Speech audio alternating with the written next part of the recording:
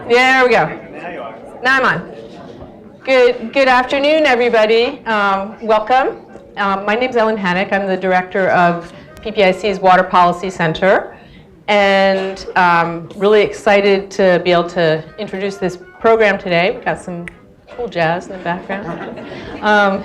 So hello to everybody in the room, and hello also to folks that are joining via the webcast. And so let me just kind of kick off with a few notes of welcome. First of all, I think probably a lot of you know PPIC, Public Policy Institute of California, but for those who don't, we are a nonpartisan research group that works on a whole range of policy issues that are important for California decision making at the local, state, and federal level. The water work that we do at PPIC at the Water Policy Center is really focused on this mission, but looking specifically at water and related land management issues in the state, and where we're really looking for ways to find innovative management and policy solutions that are going to be good for the state's economy, society, and environment over the long term. And we do this with a lot of partnering, and that includes partnering with research experts from around the state, from universities and other organizations, and also with the wide range of folks that are involved in decision making, both in the state and local and federal governments, but then also in the wide range of stakeholder groups that engage in policy work. And I would say that this project this report that we're gonna talk about today it really typifies that in terms of the level of partnerships and collaboration that occurred. So today we're going to be talking about how we did with the drought in California cities and suburbs. So this is a big sector, where most people live in the state and where most of the economic activity is. This is part of a broader look that we're doing at the Water Policy Center on lessons from the drought. We just have been through a historic drought. We know it wasn't not only not the first, it's not going to be the last. And with the changing climate, droughts are going to get tougher to manage because of higher temperatures and maybe spikier rainfall when we do get it, like this year. So droughts are challenging to manage, but they're always good opportunities to learn lessons for how we get it better next time. And so for this look at the urban sector, I want to thank some folks and then tell you a little bit about how we did it, and then hand over the mic to my colleague David Mitchell. So first, thanks to the funders who made this work possible, and this was supported, this particular project, by California Water Service, by the S.D. Bechtel Jr. Foundation, and by the U.S. Environmental Protection Agency. And I want to also acknowledge the research team. You're going to hear from David Mitchell in a minute, who's from M.Cubed, and we also had, we're very lucky to participate, to work with a number of colleagues from University of California, Riverside, Ken Baron-Clow, Kurt Schwabe, and Maria Perez Urdiales, who could not be here, but just give them a shout out. Folks on the PPIC team, including a couple who are here today, Alvaro Escriva and Henry McCann, as well as a really awesome team of research associates. We have Yelena Yazmirovich, who's here, and I don't know if Linda Grand is here. I know she'd signed up. We had 2 summer interns last summer who worked with us, Linda and Natalie Chabot. Who both did great work. And then I will say also that this work could not have been possible without the participation of a lot of folks at the local level and at the state level. We did an extensive survey of local water suppliers. A lot of folks participated in that. And then we did focus groups with local folks, local water managers, as well as a lot of folks in the state agencies to get input on what was going on, to understand better the decisions made, as well as ideas for going forward. So thank you very much for that, all of you who you know who you are. And then I would say that in addition to that, we really benefited in this work from some new data that the State Water Board started collecting in 2014 of looking at water use across California every month. So that was a very rich part of the data analysis we were able to do. And then we also benefited from Cal Water making available some really unique data on their customer level water use by customer category and by individual customers. Cal Water is an organization, an investor-owned water utility that has districts all around the state. So that kind of gave us, in a microcosm, a way to dig deeper on what was happening with water use during this drought. So, game plan. You're going to now hear from, I'm going to pass the mic over to Dave Mitchell, who's going to give you an overview of the study. And then we have an awesome panel that's going to come up, and I'll introduce them when that time comes. We'll spend some time hearing from them, and then we'll have about a half an hour for audience Q&A, where David will come up and join the panel. So David's presentation is going to be kind of to set the stage, and then if you have questions for him, you'll have a chance to ask him later during the Q&A. And with that, I think, oh yeah, just a reminder before you leave, please fill out a little, we love surveys at PPIC, and that includes little audience surveys of how we did during this event, because that always helps us improve. So please do that before leaving. Thanks very much, and David. Okay.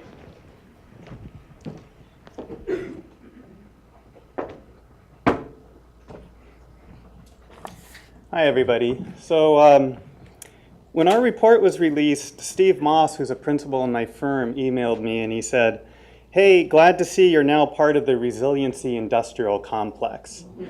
And yeah, I think you get it. So resilience is one of those words that's starting, to mean anything and everything.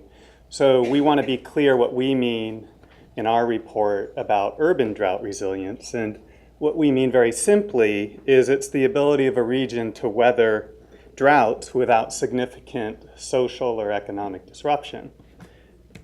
Sorry about that, I forgot the slide. And water suppliers build this resiliency through their water supply investments, which, as you know, reduce the chance of shortages developing during droughts, but also through their drought contingency planning, which then guides how they'll respond should droughts or should shortages develop. And it's really important to recognize that both of these things are key to understanding a region's drought resiliency. So to start off, I'm going to just give some big picture takeaways from this drought that I think we'll get into more as the program progresses. First of all, our review found that urban suppliers were pretty well prepared for this drought. And so kudos, urban water suppliers, because that was not the case in previous major droughts, as I'll discuss in a minute. Also, the urban economy performed really well during the drought. The drought was not in any real sense a macroeconomic game changer. We also saw that the urban sector can rapidly reduce water use when called to, as it did, following the implementation of the state conservation mandate. But we also saw that in many cases the mandate itself threw a wrench into local drought response plans.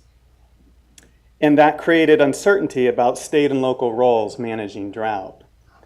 And one of the major themes in our report is that we think it's essential that state and local water managers be on the same page in terms of how best to prepare for and manage droughts in the future.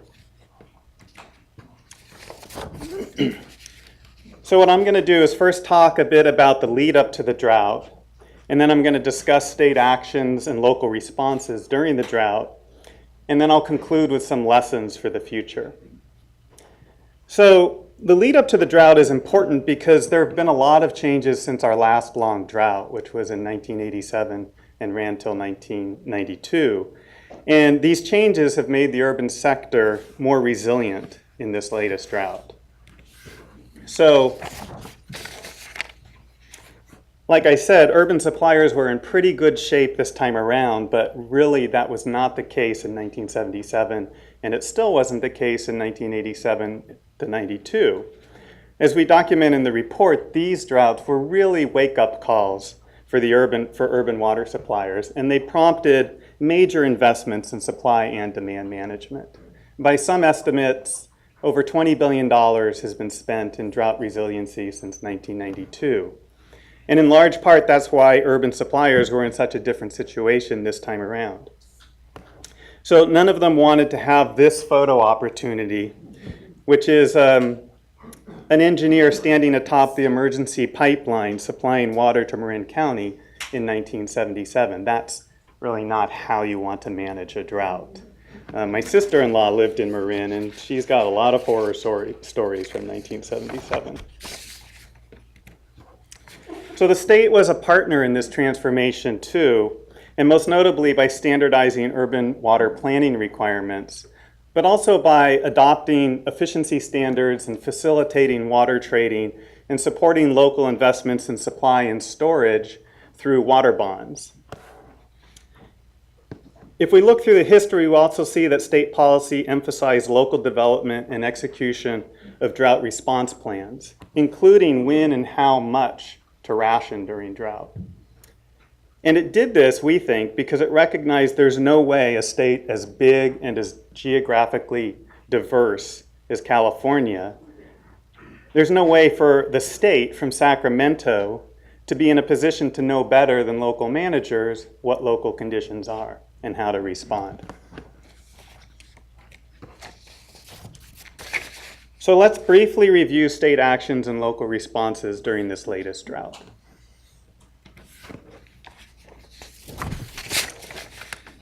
So the drought started in 2012, but it really didn't start to affect the urban sector until 2014. Now there were exceptions. Rosemary Menard, who's on our panel, comes from one of those exceptions, Santa Cruz. And so some areas did start to really struggle in 2013, but that was more the exception than the rule. But by the end of 2013, water supply problems were becoming much more widespread, and particularly in the Sacramento region and in the Bay Area and along the Central Coast.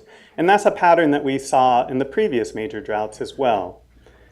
So in January 2014, the governor called for the 20% voluntary conservation, and he also asked water suppliers to implement their water shortage contingency plans.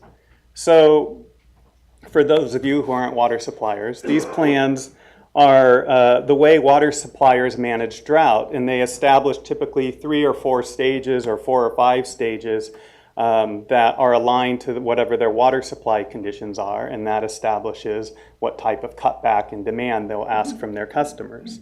So water suppliers triggered those plans in 2014. And in statewide water use during the period of June to December 2014 declined by 10% statewide. But if you look at the data, what you see is that there was a lot of regional variation in that response. And you'll see that the largest savings occurred in areas that had the biggest supply challenges. So this picture is Folsom Lake at the end of 2013. And if that doesn't motivate conservation, I really don't know what will. So if we look at Sacramento as a region, their savings were double the statewide average over this period. And what we saw is that responses rose to the level of need. So now we get to 2015, and the drought's getting worse, and we end up with this iconic photo of Governor Brown standing in a dry meadow atop Echo Summit on April 1st, where there should have been 10 feet of snow piled up. So when we look back, we think the mandate arose largely from the state's concern over the drought's severity and the possibility of the drought continuing for several more years, coupled with a concern that local water suppliers were not doing enough to respond. For some, the mandate was also viewed as a way to help or at least show solidarity with at-risk communities, and also as an opportunity to change water use norms. These are the 3 reasons that really drove the mandate, with the first one, water supply insurance, being the greatest. And the response to the mandate was immediate, as you can see in this chart, which shows a 12-month moving average of water use for different regions as well as statewide. And if you look around April to June 2015, you can see that immediate change in water consumption. By the end of the mandate period, water use had fallen by 24%, which was very close to the 25% goal the state had established. But, and water suppliers would tell you this, the mandate posed a lot of challenges for water suppliers. So here I'm showing what we called in our survey the Goldilocks survey question, where we asked suppliers to say whether they thought the mandate was too much, just right, or too little, given their supply conditions when the mandate was announced in 2015. Well, 71% of the suppliers that responded to our survey thought the mandate was too much. And looking at the figure, we can say that 44% thought the mandate was way too much, and 27% thought it was a bit too much. 26% thought it was just about right, but only 3% thought it wasn't enough. Now, what's interesting about these responses is they don't correlate with some variables that you think they might. For instance, they don't correlate with what each supplier's target level was. And by that I mean that suppliers answering this question that had large targets were no more likely to say the mandate was too much than suppliers that had small targets. And it also didn't correlate with their financial impact from the drought. So that suppliers that said that they had adverse impacts from the drought and the mandate were not more likely to say they thought the mandate was too much than suppliers that said they were okay financially. That was a little unexpected when we went through the survey data. Where we did see correlation, though, was in suppliers who said that the mandate stranded drought supplies or caused them to deviate from their water shortage contingency plans. In those cases, those suppliers were more likely to say that the mandate was too much. And so what we conclude from this is that suppliers mostly objected to the mandate because it didn't align with their drought response plans. Now we get to 2016, and in the spring of 2016, the state board allowed water suppliers to opt out of the mandate and self-certify their own targets based on their ability to weather 3 more years of drought. The board likened this to the Federal Reserve's stress tests for large banks that it had implemented following the financial crisis. Now, only 8% of urban water suppliers chose to stick with the state's mandate. Many of these were in the Central Coast where drought conditions were still really severe. 92% of suppliers opted for self-certification. And 9 out of 10 of these suppliers that were self-certifying, which is 83% of all urban water suppliers, concluded that they could get through 3 more years of drought without mandatory rationing. This was alarming to many. The principal concern was that, well, we're going to lose our savings, that people will stop conserving. But most water suppliers that said that they didn't need to maintain mandatory restrictions kept their voluntary conservation orders in place. And as we can see in this chart, there was not a significant reduction in savings over the self-certification period. So whereas we achieved a 24% reduction during the mandate, we had a 20% reduction in self-certification during the self-certification period. So now some lessons for the future. I have 5. The first one is that local and state coordination during drought is essential. The central question the mandate raised is whether it's better to make rationing decisions locally or at the state level. We're pretty clear in the report that we think that because of California's size and geographic diversity and the complexity of these individual systems, these are reasons that argue strongly for making these decisions locally. At the same time, though, we recognize the state's inherent interest in such decisions and also its need to know what locals are doing and how they are faring. You know, the mandate arose in large measure because the state didn't have a good handle on local drought resilience. And as a consequence, it opted for a better safe than sorry policy as the drought worsened. We think a trust but verify approach, like self-certification, would be better. We think this because it would provide important transparency to local communities regarding their need to conserve during drought, and also enable the state to catch problem areas early on and step in with assistance on a more selective basis. We also think there's a neat parallel between this trust but verify approach and the 2014 Sustainable Groundwater Management Act, which requires local development and implementation of groundwater sustainability plans, while at the same time allowing the state to step in if it finds that locals aren't keeping up with their obligations.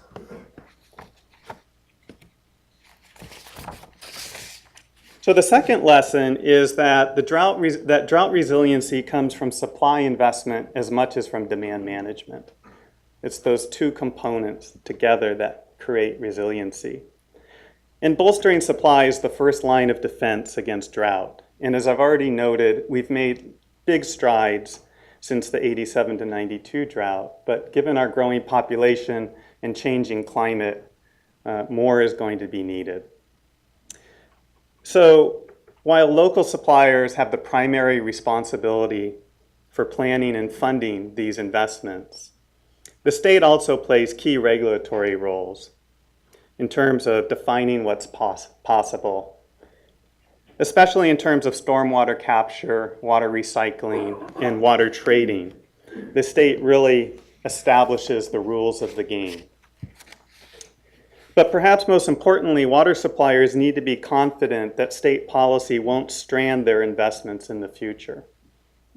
So during our water supplier focus groups, we heard over and over again deep frustration from water suppliers that were unable to fully benefit from their drought supplies, such as banked groundwater, because of the state mandate. And so as a result of that, there's uncertainty within the water supply community about the value moving forward with such investments.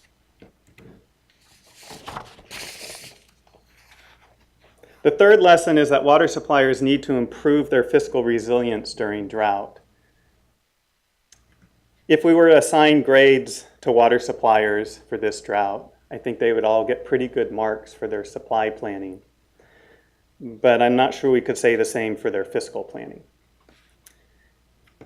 So fiscal vulnerability remains widespread among public water agencies in particular. And if we look at this chart, we see that from our survey, 60% of water suppliers indicated that they had somewhat or greatly reduced financial position because of the drought. And then with the introduction of the mandate, this rose to 66%. So it's always going to be the case that long droughts will present fiscal challenges to water suppliers. But there are things that suppliers can do to mitigate these impacts. What we discuss in the report is, first, suppliers need proactive drought pricing and communication strategies that align with their water shortage contingency plan stages. And we came up with that nifty idea all on our own, only to learn that Rosemary from Santa Cruz had already implemented that recommendation. But ideally, you will also have pre-approved drought rate adjustment mechanisms. The other area that we look to is coming up with a Proposition 218 game plan for drought. So Proposition 218, which voters passed in 1996, put constitutional restrictions on water rate setting that makes adjusting rates more complicated and also harder to do quickly. So here we think state guidelines could help suppliers navigate the rate setting complexities of current laws. The fourth lesson is that simply saving water in cities is not enough to provide meaningful assistance to rural communities and ecosystems.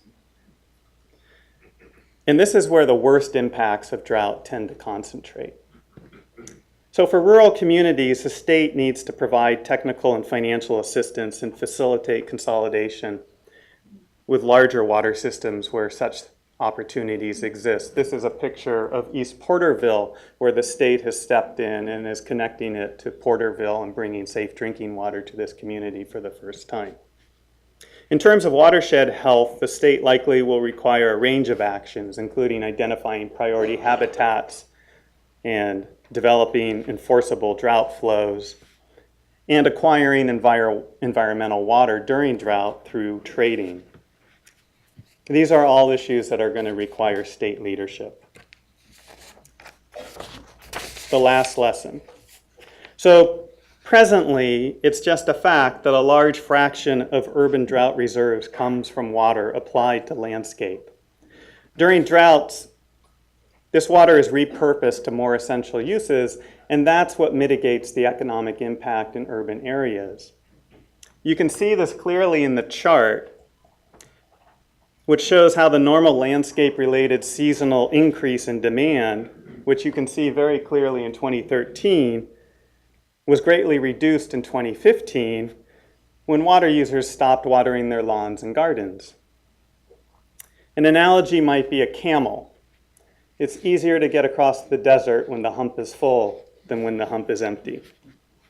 So our fifth lesson is that as water managers look to make long-term gains in conservation, it's going to be important to recognize that reducing water used in urban landscapes could make it harder to cut water use quickly and at low cost during future droughts.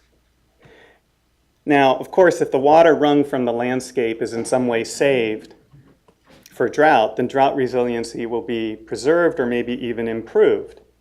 But if it's repurposed to serve growth or to benefit the environment, that won't necessarily be the case. Which means simply that utilities will need to address the trade-offs between long-term conservation and drought resiliency in their drought and supply planning. In the report, we give the example of San Luis Obispo, which established a reliability reserve following the 1987 to 92 drought. And we also talk about the value of developing formal reliability goals in your long-range planning. So to sum up, again, we think urban drought planning and response is best done at the local level, accompanied by a trust but verify stress test policy to allow the state to monitor and step in where it's needed. And we recognize that the state has always played and should continue to play key roles preparing for and responding to drought, particularly by incentivizing drought planning and supply development, fostering water trading, and protecting the environment. So that's a big wrap up of our report. And now we'll go to the panel and we'll have a conversation that Ellen will moderate, and then we'll have questions and answers following that.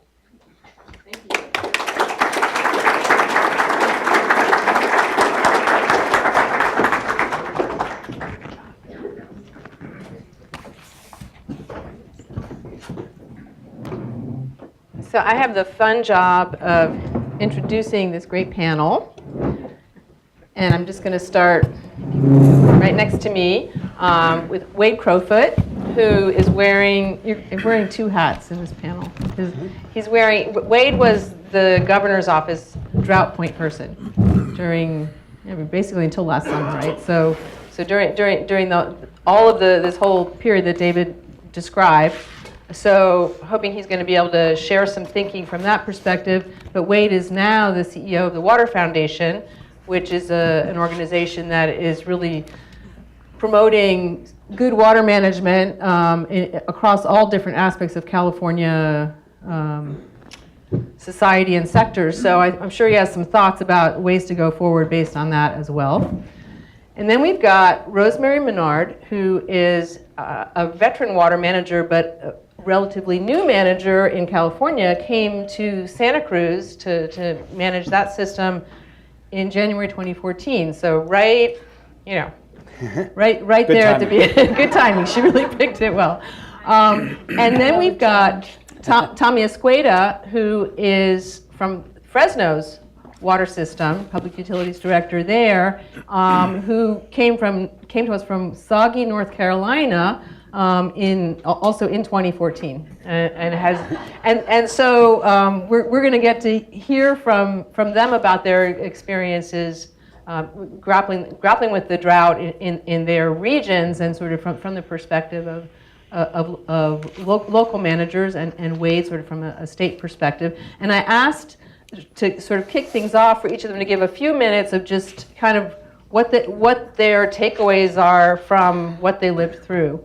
And maybe we'll start with this sort of the view from Sacramento. Sure. So let me draw a picture of how things were sitting in the governor's office in 2014 and then 2015. Everybody in the room experienced drought in those years, and I'll tell you what it looked like from our perspective. 2014 was one of the worst water winters and water years on record, following some bad water years prior to it. And so we were, of course, very concerned about the growing drought.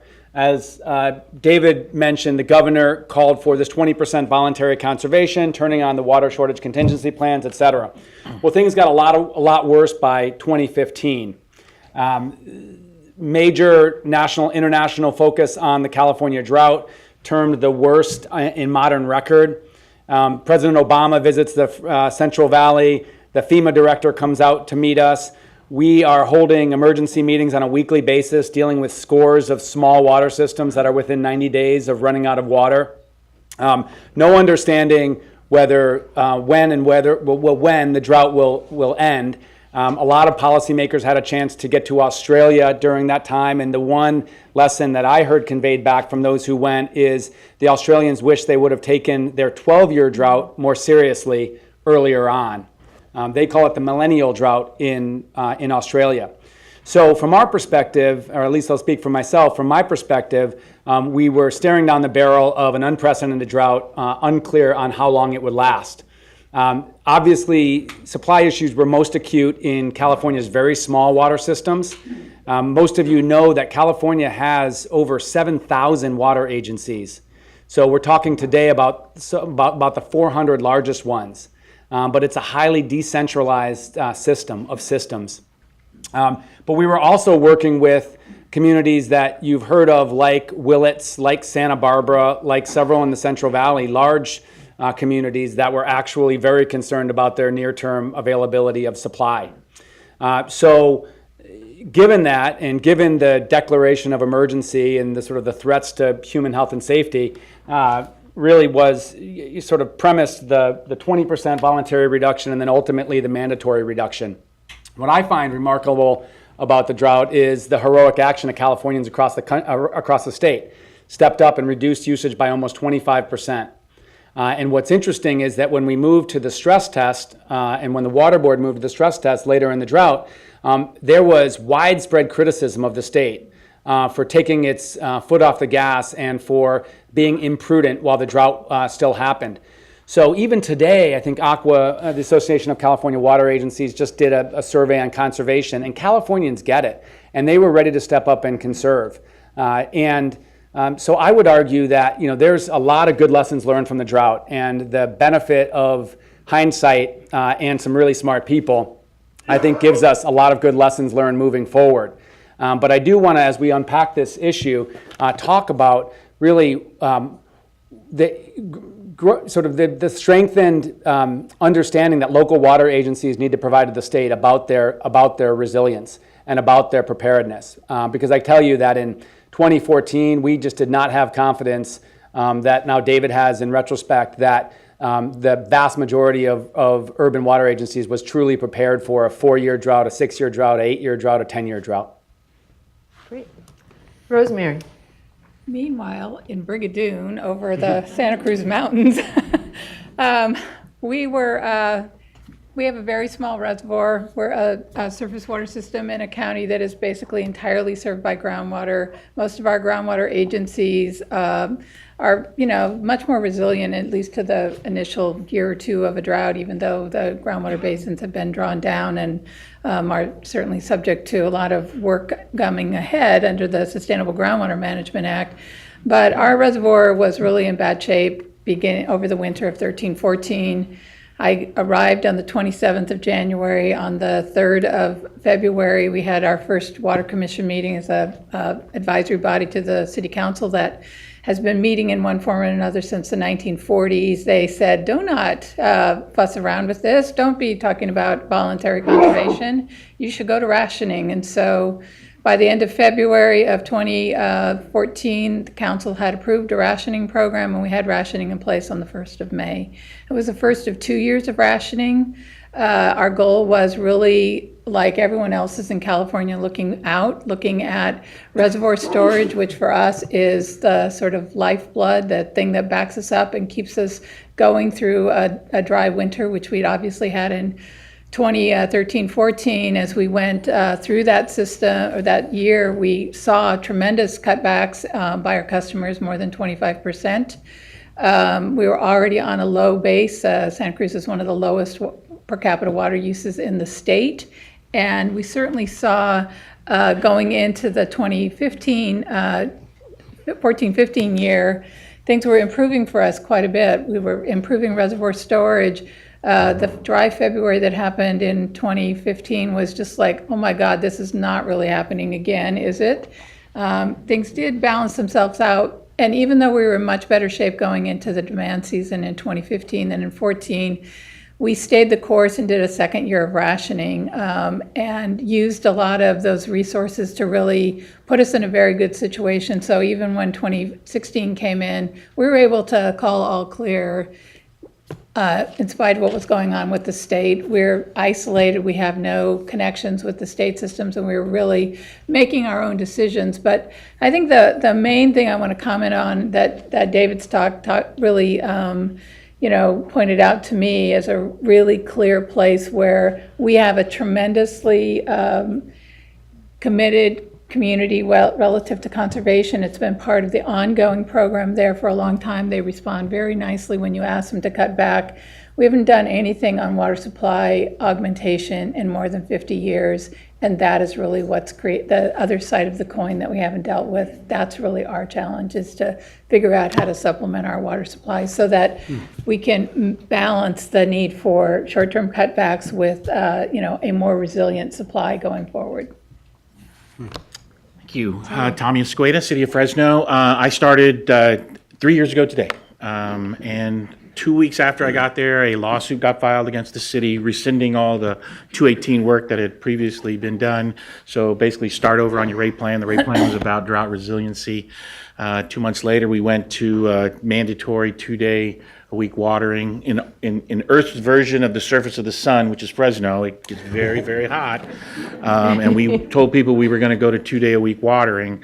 And we just stopped 2-day-a-week watering 15 days ago. We stuck with it pretty clearly for that time. And I do want to echo what these folks said. I think in the Valley, a lot of the agricultural community took a pounding with the drought. I mean, we just heard about fallowing fields, less yields, less water available. And there's probably not a household in Fresno that doesn't have some connection to agriculture. So when the call went out to conserve, it was not a very hard message to sell, because everybody they knew and went to school with, in the grocery stores, at churches, at the post office, was going through some drama as a result of the drought. So it was a very easy message. One of the things that we talked with the community about extensively was in the water utility business, and I learned this when I first started a long time ago. There's two things that can't happen to a water utility: you can't run out of money, and you can't run out of water. Very, very basic. Those two things, you do those two things, you're going to be in the business for a while. So we stuck with it. And I was talking earlier about, what does it take to build a drought resilient community? I was talking to Ellen a little bit. For us, it took three things. It took a very courageous elected body who was about ready to go out to the community and say, I'm going to charge you a lot more money than you've ever paid for water in the past, and I'm going to not let you use very much of it after you spend all that money. And then you have to have a community that's really ready to say, okay, we're going to step up and we're going to accept that and move forward and help us for the long term. And then the third thing for us was just a communication strategy where we were just constantly pounding them: TV, radio, newspaper, any chance, any place we could go out and talk with people about can't run out of money, can't run out of water. They got it, and it really, really went well. A lot of agencies around us went to 3-day-a-week watering last summer, and people commented to us about, hey, can we go to 3-day? And we said, not yet. It just rained 1 year. We don't know that it's not going to rain the next year. So let's see if we can get it to what nature provides, and then we'll make that call on what we're going to do. And then again, we made that call on June 1st that we would go ahead and go back to 3-day-a-week watering. Community was very happy. On a go-forward basis, our historic irrigation practices in Fresno have been 6 months of 3 day a week and 6 months of 2 days a week. And so we are going to change that to June, July, August, you get 3 days. It doesn't rain, very, very hot. In the spring shoulders and fall shoulder, you get 2 days a week, and in the winter, you get one. And we really have a heavy promotion on trying to go to zero. And so it's been amazing to see how many residents have actually taken us up on the zero. We call them zero heroes, and we make signs for them to have at their homes, and they're zero heroes. They turn off the irrigation, and it's been great. But it took a lot of effort, a lot of communication. Again, you got to have a courageous council, elected body that wants to do this. Because and even after this, we just had an election. 2 of them ran unopposed. This wasn't an issue during the election, and we wound up getting everything we needed to do, and the community's on a good path, and they're very excited about what we're doing. We approved a $500 million capital program, and we're spending that in about 60 months. We're spending $500 million on this program to help build the drought resiliency. Wow. So these are all very heartening lessons or stories, I would say. One of I knew that there was some good communication happening sort of with customers in both of your areas, but I would love if we could kind of explore this a little bit more in terms of thinking forward to sort of takeaways for this not running out of money and not running out of water and communicating this complicated thing to people, that drought resilience is about the supply and the ability to manage demand. We also want to we want to conserve more over the long term too, and you need to balance your books in an industry where 70 or 80% of your costs are fixed costs. They don't vary with the volume of water that you sell. So this is why the one slide that David pointed to, sort of the difficult fiscal issues that a lot of utilities ran into, and we're recommending kind of getting ahead of that curve going forward. That utilities do that more. One can see that actually in the private, the investor-owned utilities are more ahead of that curve because they've got a sort of a built-in structure that does that. So I'd love thoughts from each of you, kind of about your thoughts on how we get to better grades for that piece of the puzzle on the fiscal piece, and how we get to better grades on in Rosemary's case in particular, maybe on the sort of balance of supply and demand management. So I guess one of the things that I'd like to comment about, the sort of how do you get to the better balance. Sometimes that thing that happens that you're sort of pulling your hair out about, and you're saying, why did the city council do that to me? In end of April of 2014, the council appointed Water Supply Advisory Committee, the latest version of something coming together on a community basis to look at water supply reliability issues that have been Santa Cruz's problem since the 77 drought really. Got working, and they worked for 15 months or 18 months between end of April of 14 all the way through the October of 15. That turned out to be one of those sort of teachable moment opportunities. In the backdrop is 2 years of rationing, both in the backdrop of that, the sort of historic drought, the conversations about climate change and how that might change local hydrology.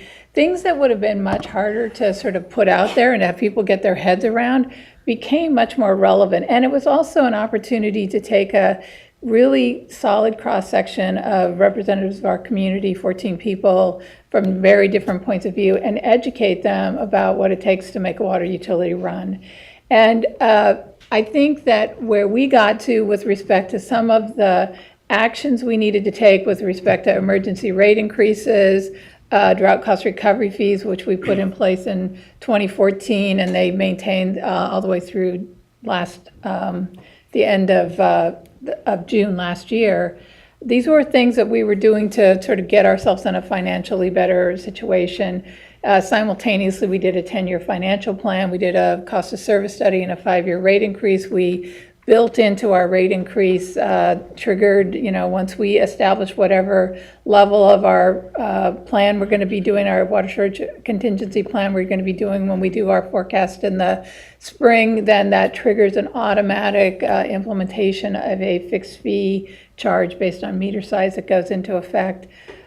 So we did sort of that Water Supply Advisory Committee process we were working through, created a wonderful forum to get a lot of really influential people in our community educated about really what it takes, and created, I think, for us, a lot of community support for what we were trying to do. Yes, so when the rates got rescinded, we had to start over from scratch on a 218 process. We went from rates rescinded August 1st to new rates effective 6 months later. It was a very accelerated pace. Meanwhile, we had gone to 2-day-a-week watering before the governor had made it mandatory. Really saved us in the city of Fresno, because I didn't want to say saved us, but he went mandatory 2015. But if you look at all the data for everybody who saved water that August through March, when the state put out their report, we saved 6 billion gallons, which was number 2 in the state, behind East Bay Mud, who has 1 million customers, and we got 130,000. So we spent a lot of time, when I said we were on the print, radio, TV, everywhere, thanking the customers. You're doing great. You're killing it. Keep going. Don't stop. We were just pounding them with what they had been doing, just telling them you're doing a great job. Meanwhile, we're trying to get this rate study in place. We're trying to get this new rate plan in place. We need all this capital to build the resiliency, because people said, what do we got to do to not get into this again? Well, we got to spend all this money. And then we also had to tell them, by the way, we're going to build in a conservation strategy into this, that we're going to assume you're going to save 30%. So the rate's going to be even a little bit higher. So we doubled people's rates in a matter of 6 months over the rate plan. But again, we kept talking to them about it, telling them about it, explaining to them about it. These are the values, these are the benefits. And they showed up, and we had some people who were detractors. Part of the detractors were just, you can't be trusted with $500 million. Well, you can't be trusted with that money. But the other ones were, this is what we need to do for the long term. Let's go ahead and do this. And we just kept telling them, thank you, thank you, thank you, thank you, thank you, and then more thank yous. We just, again, our people crushed it. I mean, I'm so proud of the city of Fresno and what our folks did.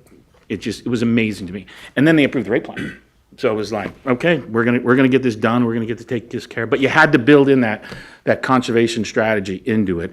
We adjusted our rate plan. We built our rate plan, and people around the state thought we were crazy, because we put most of the cost into the commodity charge, and we reduced the fixed monthly. And we explained that to them because, hey, we want you to take advantage of conserving. We don't want you to get hit with this monthly bill. If you use zero, you're going to have to pay $20. We want to put a lower amount on that, so that if you conserve, you're going to get the benefits of that. And there were a lot of rate consultants around who said, you're crazy, you're going to get crushed. And we said, we're going to do it. We believe our people can do it. And we built a rate plan around that. And again, they've done a great job. And it was just about continuing to talk about it. Just keep continuing to talk about it. So it worked out well for us. We saw around the state, there's an article in the paper last week about East Bay Mud, people having to change their rate plans in the middle of right now, because they just don't have enough money, because people conserved. We built our rate plan knowing our people were going to conserve. They did conserve, and we're still generating the cash we need to keep the utility going. I just observe, you have two very different cities in Santa Cruz and Fresno, but really exemplary leadership from both cities. And one lesson I draw from what you've been able to do is Californians are ready. Californians are ready to make conservation and efficiency a way of life, and it's really the agencies that need to meet the challenge. And I think while these guys are leaders, you have 411 urban water agencies, I think, and there are a bunch of agencies that are really ambivalent to lean this far forward, to utilize data, to make it transparent, to really consider rate reform, to have that honest conversation with their communities. And I think when they do that, they'll find that their folks in their communities and their customers are ready. So I think this is a question of leadership within water agencies to actually take the lead of communities like these. Real quick, our council, I might have said it, I can't remember, but our council told themselves, and they told everybody when they were doing this, is we're not going to be the council to kick the can down the road. That was their mantra throughout this whole we're not going to kick the can, we're not going to kick the can. And they again, they continue to say that to this day. We're not going to kick the can. We're going to do what we got to do. And it's been very impressive to watch. And again, several of them ran unopposed last election. So it's a big city. A lot of people want to be in the council, but not in those districts. So I would love to ask, to sort of scale up a little bit to think about regional issues. And Wade mentioned, just the really shocking information that had started to come in about small communities that were running out of water. And that was in, winter 2013-14, and that only got worse as the drought wore on. And this was something that was on the state's radar very early on, and that was a key part of the emergency response team. But it proved challenging to kind of even find out where some of these communities were, if they were the really small ones and the wells and so on. David showed a picture of a good example of some improvement happening now, and there's been a number of pieces of legislation that have passed to kind of put together a package of legal authorities, as well as folks approving bond money, changes in sort of the way the state manages these systems and everything. And this is definitely kind of tackling rural community water shortages as well as water quality is, I would say, on the radar. I know you guys are focusing on that at the Water Foundation. Would love to kind of get a sense. I mean, we're saying this is an area where the state needs to take leadership, which I think it is taking, but there's room for the 400, to play a role in helping here. And I thought it would be great to have a little bit of hear some insights about how that can work and what the experiences are from folks on the panel. Maybe I'll start, which is, I think this is a great body of work that got done on the urban water agencies. I would almost be provocative and say there's a more important challenge that PPIC has with how do we tackle drought resilience in the other 6,600 agencies, many of which are poor, small, don't have the technical capacity or rate base. And there is a failure of our decentralization. And the failure manifests in the fact that tonight, several 100,000 Californians will leave work, pick up their kids from daycare or whatever, go home and live in a home where they actually don't have clean and healthy water coming out of their taps. That's not hyperbole, that's not anecdote, that's state data. And that results from these very small decentralized systems that can't afford pollution control technology. And so we at the Water Foundation and a lot of the folks that we support are really passionate about this, and we're trying to get something done at the state level. But I would really ask leaders among, sort of the Association of California Water Agencies, the large, sophisticated agencies, to help us figure out this problem. Because to me, this community of water agencies cannot rest until all communities are resilient, and by God, all communities can provide clean and healthy water. So I think, Ellen, you hit the nail on the head.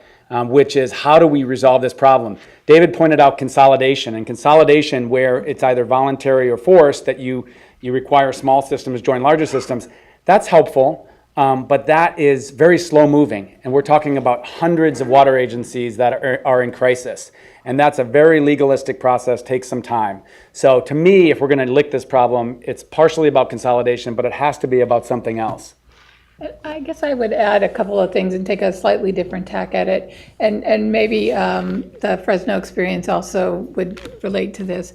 In our community, we don't have Santa Cruz is one of the most expensive communities to live in. And so, we don't have a huge portion of sort of disadvantaged folks there, but we have a lot of people on fixed incomes or lower incomes that we don't have a way to assist with the rising utility bills, water bills in particular, like what Fresno's doing. We've got a $300 million capital program that's literally 3 or maybe 4 times what we've spent in any 10-year period, if you look back in history when you adjust the dollars amounts.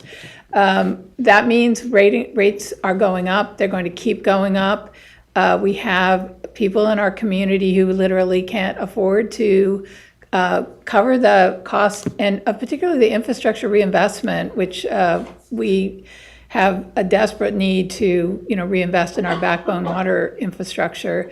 So one of the things we did in this last rate structure is, in order to pull the pieces out that are related specifically to the infrastructure reinvestment, we created a thing called the infrastructure reinvestment fee that is pay-as-you-go capital debt service, and it's designed to specifically make more transparent between, for the people about, okay, you can see that we fixed this reservoir, or we, are investing in the water treatment plant, or whatever the issues are. We can make a connection between what they're paying for and this particular line item on their bill, which is not new in the sense that the money's all new. It's new because it's been pulled out and highlighted. And I think that one of the things that we could be really looking at is how can we assist some of the customers in our community who can't afford the full bill to get some assistance from whatever sources to help offset some of that infrastructure reinvestment fee. They can pay for the commodity and what's going on with the commodity, but it's really for us,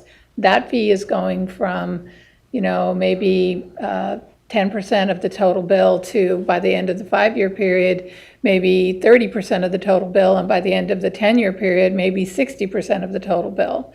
And so that is a piece that we really need to be looking at. How can we assist those who aren't in the situation that Wade described, but could be if we don't find a way to support that kind of reinvestment for them? So we've got a couple of things. We have as part of the rate plan we got approved, we have a water affordability credit program where people income qualify, and we make credit available on their water bill to help them afford the water bill. We also have a program where in areas that are adjacent to the city, within our sphere, if you have a failed well, lots of failed wells the last couple of years, we would allow you to connect to our public water supply system if you're in our sphere. And that's very expensive because it requires you to connect to the system and then abandon your well as per either the county or the state rules. Could be a $20,000, and plus the new, so could be about $20,000. So one of the things the council allowed us to do is to allow the residents to pay for that over time, 20 years, 2% interest. So it requires we put a lien on the property just to make sure that we get recovered in case that property flips at some time down the future. But we wanted to make that very affordable for people who just had no place else to go, didn't want to walk away from their home, and we could find a way to get them attached. And again, the council said, let's do that program. We have a similar program for septic tanks that fail, you can't get a repair field, go ahead and we can find a way to get you connected to the sewer system again. 20 years, low interest. You get to put all that money into that. And the other issue we have though is these disadvantaged communities, and so it's a struggle for us because our ratepayers, we've asked them, hey, you're going to double your rates, and that's the cost of your surface water supply out of the Kings River Basin, out of the San Joaquin River Basin, plus the well field, everything. And the state comes and talked to us, and they have talked to us and said, we've got these places out here that need help. They got either technology issues, management issues, financial issues.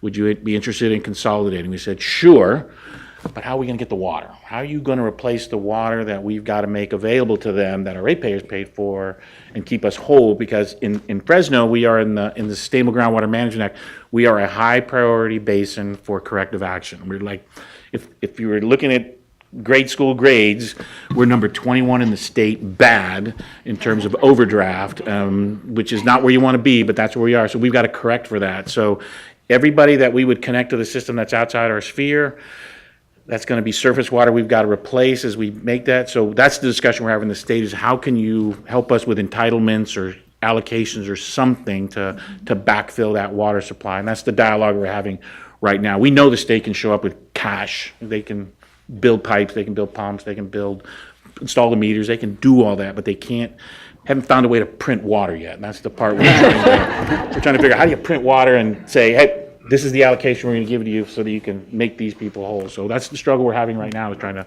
find that. But we are connecting people right now to the system and helping them in this affordability way, these 20-year loans, low interest, to get them connected and stay in their homes. So I think I'm going to ask David to come up now, and I think we're going to, I have more things I could ask, but I want to give the audience a chance to ask some questions too. And so we have a chair coming up for you, David. So yeah, I think, yeah, just put him right there. So, okay, so I thought, Paul, I know, but this is a highly motivated audience, and Paul may be one of the most motivated. Paul, say your name and where you are. Thanks, Ellen. Paul Helliker, I'm General Manager at San Juan Water District, and I was one of the beneficiaries who got to participate in the focus group. So thank you very much for this excellent report. I think it does cover the bases of the experience we had in 2013, 14, 15, and 16. And I like your conclusions. Let me just talk about one of them. We are working with 100 and something water agencies, cities, NGOs, business groups to promote a trust but verify approach, which is what you're recommending. It's AB 1654. It includes a annual report to the state about what the status is of water supplies and demands. We heard from the Water Board back in 2014 and 15 that they didn't know where things were. So this will be a mechanism to provide that information. Most water agencies already do an annual assessment, so it's easy to provide that. And putting it in a central location, I think, is going to be helpful. So we think it's a good approach. We think it comports with what you're recommending. And it's actually quite similar to what the administration's proposed in Trailer Bill 810 and AB 1668. So I think we're pretty much in sync. It doesn't include an ongoing regulatory role. I think the states recognize that there's a problem with doing a one-size-fits-all approach. So that's the basic mechanism. And one last thing, we all recognize that there are many communities that need help in the water supply arena and water quality arena. Water agencies are ready to work on that. We're happy to help. Prop 218 prevents us from being able to provide funding for that because we can only provide funding for our own costs. So if that's the mechanism, we need to work to change that. But a general obligation bond, some sort of general approach from the state, I think is important to consider, and we'd support that. Thank you. Did folks on the panel want to comment on that? And this kind of gets to the, Yeah, I think, I think your priority, your top priority that you raised, Wade, was the information sharing, and you were kind of sitting in a place of needing information and not feeling you had it, so. Yeah, well, listen, I think anything that the state and local agencies can do to increase sharing in terms of drought resilience makes great sense. And if there can be institutionalized sharing in terms of these drought resilience plans, I think that makes sense. The State Water Board, I think, worked collaboratively with water agencies that expressed concerns, about the mandate and ultimately shifted to the stress test as a result of those concerns. I will say that, there's plenty of efficiency that can be continued to be captured in urban water agencies outside of the drought.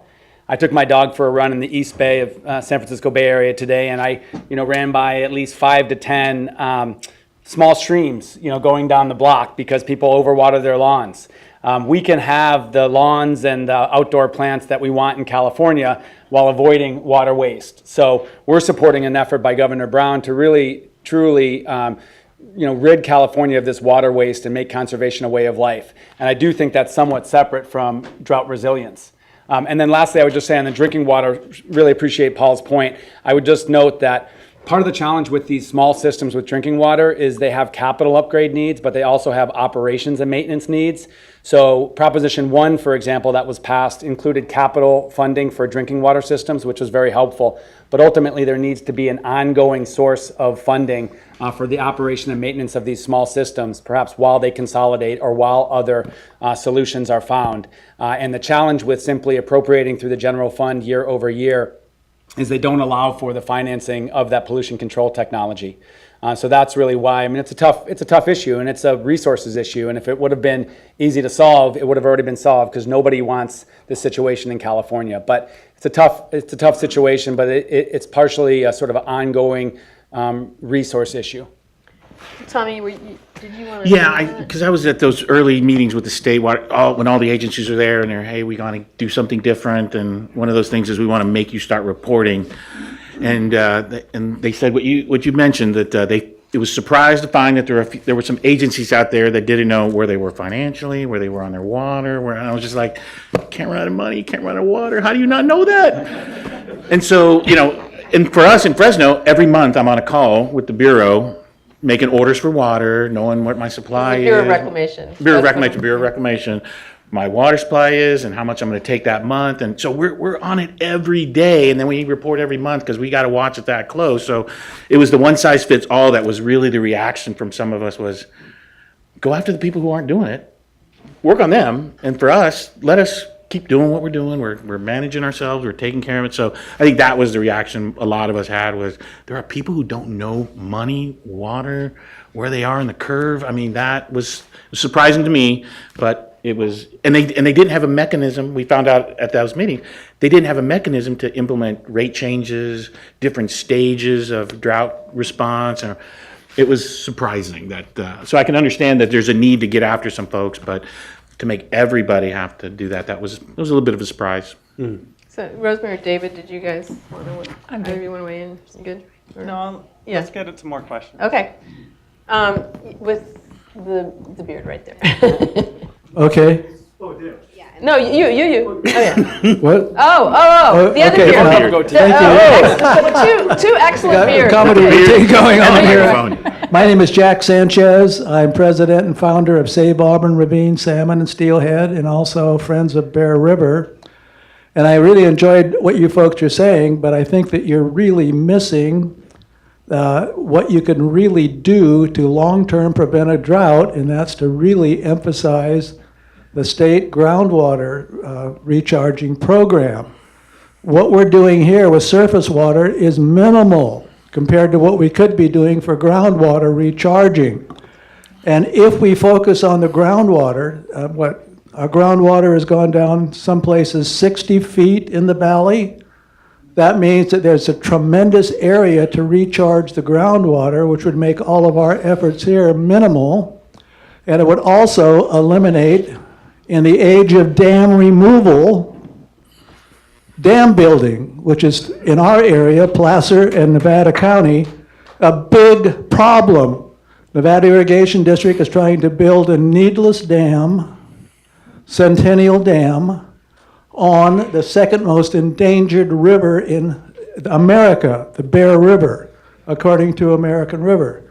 So, Okay, so has this organization done anything with groundwater? Thank you, and that's a perfect question for at least two of the panelists and maybe more, but Rosemary, I want you to Okay. start. So I guess through this Water Supply Advisory Committee process that was completed, looking for a reliable source of drought supply for Santa Cruz, which, as I mentioned, is a surface water system, we are actually actively pursuing a groundwater storage, aquifer storage and recovery, in lieu water transfers. We have some water rights issues that undoubtedly will be at the state board about as soon as we can get the feds to pull their letter that they're holding us up on because of fisheries issues, which we're working with them on.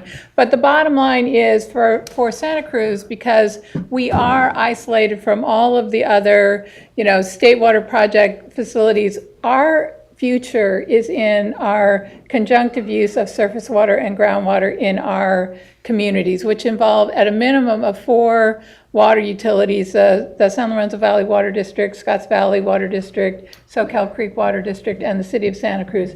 And we are actively working with the other 2 agencies that have got groundwater sustainability agencies set up. The city is a partner to the Santa Cruz Mid-County Groundwater Sustainability Agency. We're on that board. We're a partner agency, and we're going to be a member of the board of the Santa Margarita Basin. So groundwater, surface water, storage, interactions, the benefits that come not only for water supply reliability, but also for environmental sustainability are all very much on our radar screen. So our plan that we're working on, the $500 million, and it's part of the rate plan again, that we went out to the community to talk about, is built around this surface water infrastructure we're going to build so that we can stop pumping. It's really what we called it to the ratepayers. It's the stop pumping capital program. So we're going to stop pumping. And the way our plan is built, our sustainability plan is built, is that we're going to recharge every year 10% of all of our demand, and so that we can get the groundwater to recover. The plan is that we looked at the data in Fresno area. We hit these bumps about every 10 years. There's a drought that kind of comes along and just kind of gives us a hiccup in the system. So at 10% a year, we're going to recharge that water. And then when the reduction is out of the mountains is not available, when it's less available out of the mountain, we'll have that water available to us. And so our groundwater system is now going to be our savings account. That's how the mayor proposed it to the ratepayers. That's how we built it. And so it's the savings bank that we're going to use to build our drought. It's part of our drought resiliency plan. Okay. I had similar questions. I guess people with their goatees think alike. So Thank you. Say who you are first, please. Farhad from California Department of Water Resources. Basically, my question was the same. Most of the measures that utilities were talking about for fighting the recent drought had to do with the demand augmentation. As Ellen mentioned, that was her first question, I suppose. Through changing rate structure, rationing, and so on. But there's always that danger of, that Dave Mitchell referred to as demand hardening, especially in the long run. So perhaps there should be some emphasis on the supply augmentation as that gentleman mentioned. And I don't know, is there a hope for smaller utilities? I know compared to MWD or East Bay Mud, you guys don't have as many resources, you have those constraints. But perhaps working with similar communities, in your region, maybe to some degree you can gain your independence from the water projects, CVP, SWP, relying so much on groundwater and so on. Is there a hope in the short run or the long run, perhaps? I guess what I would say is we're definitely focused on that. In fact, one of the breakthroughs, if you can call it that, of the Water Supply Advisory Committee process we recently completed was that they acknowledged, probably for the first time ever in Santa Cruz, that conservation could not solve the problem we have. And our problem is not due to growth. It is to inadequate, our storage is too small. And so when we have a dry year like a 13-14 winter, we get into trouble very fast. When we have a halfway normal year like a 15-16 winter, we're out of it fast. But it's very like the Northwest where I worked at Seattle and Portland, in the earlier parts of my career. Those reservoirs are all built, sized for annual depletion and refill. If you get a bad winter, you're really sunk. And for years, decades, Santa Cruz has been looking at a way to augment that situation with dam proposals, various kinds of brackish water desal, a regular desal project. And now it's finally looking, first priority, can we use winter water when it is available to create additional drought supply and build it, like Tommy said, what they're thinking about doing is a slightly different approach, but the same kind of basic idea. And so definitely on our side, we're continuing to do water conservation, long-term conservation, but our solution is in some kind of supply augmentation. Anybody else want to weigh in? Yeah, I mean, we just negotiated a new conveyance agreement, water supply agreement with our irrigation district. Part of that contract has a provision where we're both going to contribute to a water supply development fund dedicated just to going out and building new facilities and new infrastructure to get water supply added to the system. We've got a couple of projects identified, and so the plan now is to work hard at getting all the permits and the reviews and the approvals and the Corps and the Bureau and get everybody involved in a tent and say, we need this, we got the money, we'd like to go ahead and get started on that. So developing more water supply is primary on our mind right now that we've got the time and we're putting the money together.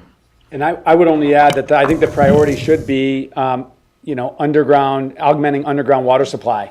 We have millions of acre feet of capacity below the ground. It requires no permit, no CEQA, no costs, and it's about getting it below the ground. And one of the big lessons learned this last winter is we lost a lot of water that could have replenished our groundwater basins. So I think the state agencies are interested in figuring out how to incentivize that. Groups like mine are working with folks on the ground to really advance those practices. It's a great solution.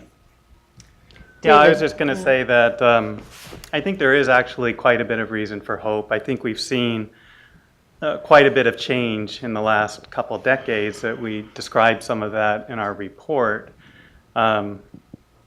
Integrated resources planning is the watchword in the utilities that I consult to. I don't have an experience in my business where I work with a utility that says, no, it's just going to be supply. And I don't have any clients that say, no, it's just going to be demand management. They really have gotten that message, and they recognize that there are these two components to being able to manage the fluctuations in their system. They do have to manage their demands, but they also have to manage their supplies. And we're seeing that transformation. We give some examples in the report. We talk about Irvine Ranch Water District and describe the change in their water supply mix that has occurred since the 1992 drought, where at that time they were bringing the majority of their water straight in from the State Water Project and were entirely dependent on that. If you look at their mix of supply today, it's completely diversified into local groundwater, recovered groundwater, recycling, storing surplus import water. It's a completely different mix, and it's a much more diversified and robust mix. And then on top of that, they're very aggressive in their demand management through their conservation programs and through their rate policies. So they've really integrated it together, but I don't necessarily see that as the exception. I see that quite broadly in the urban water supply sector. And maybe I'd just add, one of the other things sort of that's changed and what we really benefited from that we saw with this drought was regional approaches, where there's always been a certain amount of regional investment in Southern California because there's this very large wholesaler metropolitan water district, and that has made that region just inherently more resilient because of the interconnections and the different sources. In the last 20, 25 years, we've seen great improvements in other regions as well, with interconnections being built, just collaborative working groups were able to get together during this drought and figure out how to sort of fine-tune supplies and manage demand in a coordinated way. And these were agencies that probably 20 years ago were more likely to be suing each other than to be working together like that. I'm very heartened to hear what Rosemary's described, because the Central Coast has been a place that had more isolated systems, and sort of to the extent that there are opportunities for taking this kind of, using the groundwater management as a way to kind of build, you're going to end up helping not only Santa Cruz, but also some of these smaller communities, I think. So, Michael. Yeah, Michael Warburton with a group called the Public Trust Alliance. Anyway, what I'm interested, I believe phenomenally in this sense of optimism, but it's not a random surprise as to why there should be optimism. There are institutions in our water administration network which I think thrive on creating uncertainty. Okay, and you need uncertainty. It's gotten to the point where we have to have uncertainty to have constitutional governance. And I'm just wondering about the people with unrealistic expectations. For example, some people think that their water rights, they're going to own them totally tomorrow. They're just on the edge of that happening. And then there's this thing called the public trust doctrine, where water is held in trust for the benefit of the public. And the Mono Lake decision came, and I'm just thinking. Yeah, I'd love to get to your question, please. Okay, science. Science has to exist throughout all this uncertainty, and I'm just curious about the resilience theme, because I was working at an International Scientific Research Institute with Buzz Holland, and he was talking about resilience in 1980. And one of his people was talking about adaptive management. It's Carl Walters. And that's where it came from. But actually getting the scientific community, they did these. Michael, I need to ask you to kind of ask what's your question? But science, what would this look like if we were trying to be reasonable? Okay. Anybody on the panel want to take a crack at that? I can give a first stab at it. My sense is, and as David pointed out in the kind of overview, one of the areas that was hit really hard was ecosystems, and we've been doing some other work on that, looking at how do we get better prepared for how do we make our ecosystems more resilient to drought, and that includes both our headwater forests, which got hit really, really hard by this hot, dry period, but also our aquatic ecosystems, all of the river and lake dependent critters and the wetland dependent critters, and although the state put a lot of emergency effort into that, I think everybody acknowledges that we didn't go into this drought having a good game plan for how to get through these kind of droughts better. And so now there's a lot of interest in looking for resiliency plans for the ecosystem, which involve thinking about how you prepare in advance, how you have some strongholds, and how you get water to the places that are going to be the most vulnerable, where you get the biggest bang for the buck. And so that's a harder lift, but I'm hopeful that we're on a path toward learning lessons from this drought for that as well. And just, I just want to add one thing about what we did in Santa Cruz in terms of our planning work.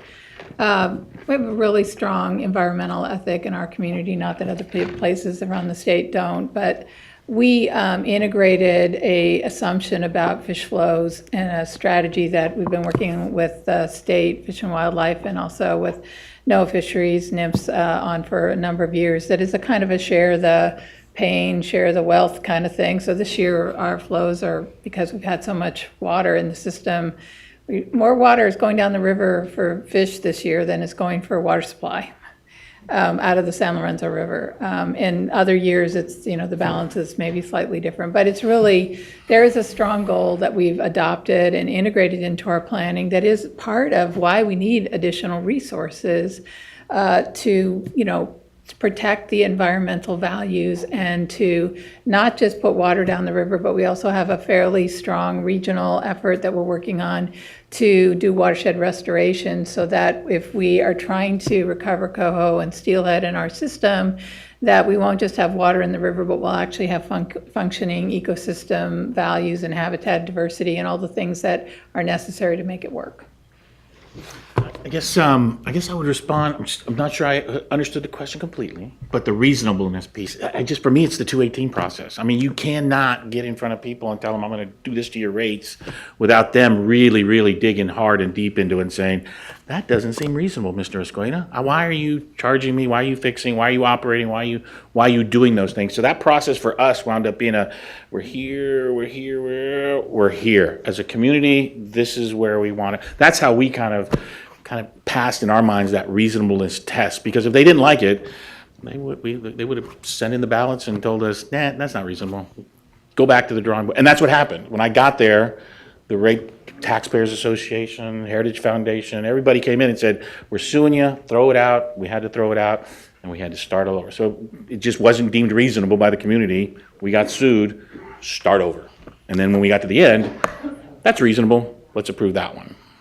So one of the reasons we recommend formalizing reliability targets in supply planning for water suppliers, and by the way, a lot of the larger urban suppliers currently do this, so it's not uncharted territory, it's just that it's not a common practice throughout the entire industry.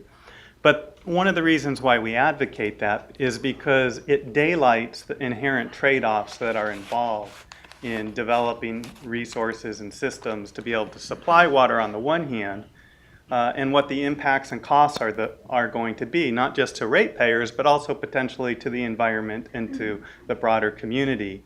And when we think of resiliency, or when I think of resiliency really as an economist, I'm thinking about in terms of costs and benefits and trying to find out what those trade-offs are and coming up with, or helping a community to come up with a mix that works best for them, as Tommy was just describing.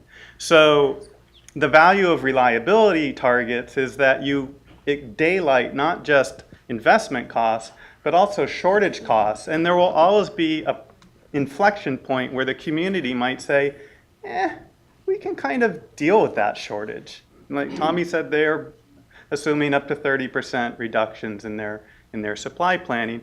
And it's for that reason, because the community is implicitly saying, well, we could probably drive down, so maybe we only have to ration 15% or 10%, but you know what? It's not worth it. It's not worth it in terms of the cost to our pocketbooks. It's not worth it in terms of the cost to the groundwater basin and the surrounding dependent environment.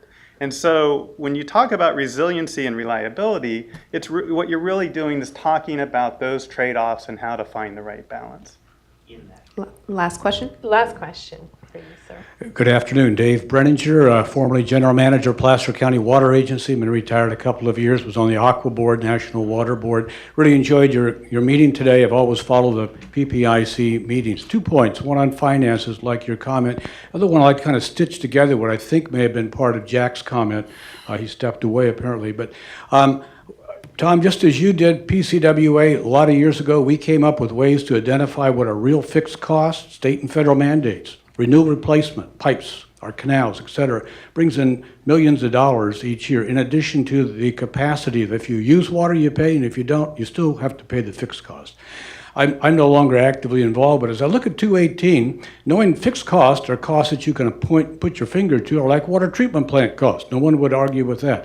That's mandated by the state. No one really went around before that and said you should get off using just chlorine, you need to treat it. My point is, I think also a drought resiliency fund required by the State Water Board or by legislation imposed upon the local jurisdictions would be an outstanding tool that if I were still working, I would look at to say, you know, they're right. I need to start setting aside something extra so when my revenues go down because of a drought short term, you at least don't have the feeling of emergency. And I've been in this business long enough. I was assistant manager in Petaluma 40 years ago, and we did not have fiscal problems. We had can't find the water problems. We had to sink deep wells in North Petaluma, but I never was faced with anything financial because everything then was all done on fixed cost. I know the world changed. I think too robustly everyone jumped over to a conservation mode. That's where it's faltered. The other one is an unintended consequence perhaps the group would want to look at. When areas are forced to reduce, and you're on a tributary area through the Sierra foothills, the individual tributaries, of which Auburn Ravine would be one, immediately are impacted not by 20%, up to almost 100% of the water that would go downstream. Those fish, the wildlife, all of that is impacted immediately. And I think it's an area that isn't thought of. Mainly the main stems of our rivers are told to be kept. You gave an example from Santa Cruz. It's the tributaries that come into it are the nurseries for the salmon. And I think more should be looked into this. What's our whole ecosystem picture look like? Not just how to keep the delta in a certain capacity or some other streams. Because I think that's a shortfall. Would appreciate your thoughts. Thanks, and I'm going to ask you guys to be really brief because we have a minute. Okay, again, the rate plan, when we totally redid our finances when we did this. So in our rate plan, it has 180 days of cash for operations. In the event something happens, we can keep going. It also has a rate stabilization fund that is 50% of so those are built into the rate plan. Part of the reasonableness, we told the ratepayers, here's how we're going to manage the money and have it available in the event of. We've changed all of those financial metrics with the utility, and last September, Moody's and Standard & Poor's came up and bumped up our credit rating because of the way we were managing the money. We're headed to AAA. We're not at AAA yet, but that's our goal, is to get to AAA on the utility. Anybody else want to weigh in on I would just say that, like Fresno, Santa Cruz did the counterintuitive thing of moving our revenue collection to 92% variable, 8% fixed. And we did it on purpose because it's what our community really wanted in terms of the volume side. But we also said, okay, we're going to make two big assumptions that are going to help us mitigate the risk associated with that. One is we're making a very conservative assumption about how much water we're selling, so that if we sell more than that, and we use the drought level from 2014, this is how much water this is based on. And the second thing is we made a decision to increase our rate stabilization reserve from about $2.5 million to about $10 million over a period of time by putting a $1 per CCF surcharge on, and that goes into effect in July. But I think it is extremely important to get your financial house in order if you're going to try to make the kinds of investments that many water systems need to make. And I think that really figuring out what works for your community is the key to being able to be successful there. I think that is a good way to wrap this up. I'm going to thank everybody. Please join me in thanking this awesome panel.